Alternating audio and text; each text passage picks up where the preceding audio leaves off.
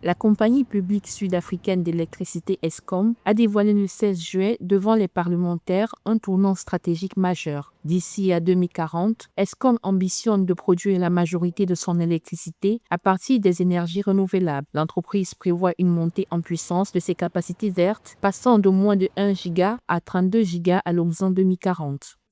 La décision d'Eskom s'explique par le fait qu'aucune société dans le monde ne peut être tributaire à 80% d'un seul intrant, comme l'est la société sud-africaine vis-à-vis du charbon, qui est un produit extrêmement polluant et qui ne rentre plus aujourd'hui dans aucune norme environnementale. Il faut passer à un mix énergétique qui permet de se prémunir des fluctuations monétaires.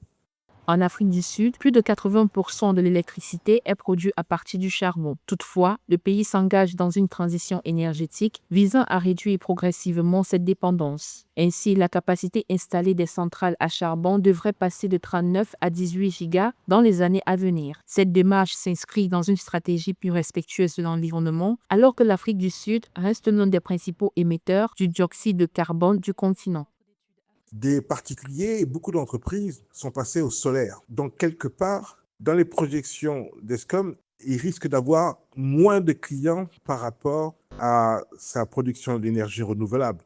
Quoi qu'il advienne, elle est obligée de passer par là et il restera quand même une grosse partie de la population qui ne peut pas s'équiper en énergie solaire et qui sera bien contente d'avoir de l'électricité en continu, de qualité et à moindre coût.